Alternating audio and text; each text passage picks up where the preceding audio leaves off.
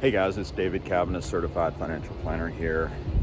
I was having a meeting recently with a client and we were, reviewing the previous year, 2022, and talking about, how their investments did, their portfolio, and, it led into, typically, as it does, a coulda, woulda, shoulda conversation of, what if we had just sold out, or should we have, put all of our money in this one stock or fund. And, as we were having that discussion, I stopped them and I said, look, we could have done, a lot of things had we known, but, with investing, we don't always know, what's going to be coming in the future. In the near term, we know long-term markets will go up and down, and up more than they go down. And when we build our plan, we account for these years. We account for years like 2022, as we're, making a investment strategy and, putting a financial plan together. And,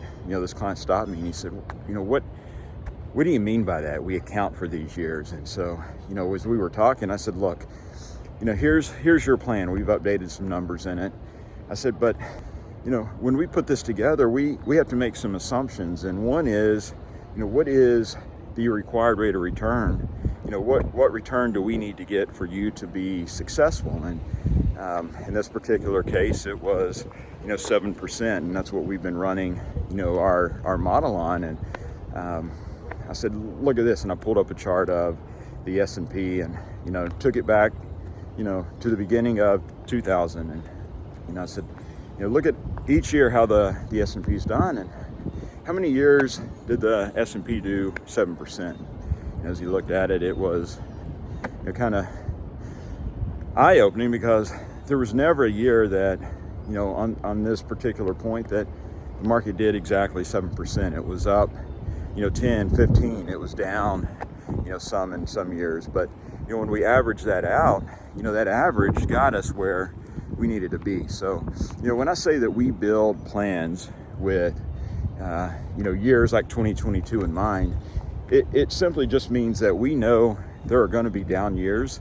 There are things that we can't control within the market, but what we can control is, making sure that we have a plan that's realistic, that, matches our goals and puts us on track to be successful, but also that we can live with, so that when we do go through, some downturns in the market, we have a high degree of certainty or good feeling that we're going to be successful long-term, regardless of, one particular year, and that we have a long-term approach to what it is we're doing. So just wanted to bring a little perspective into,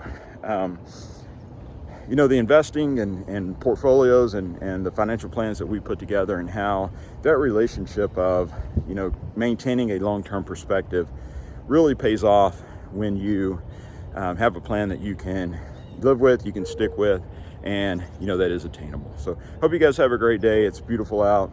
We've been iced in for some time, but we'll chat soon.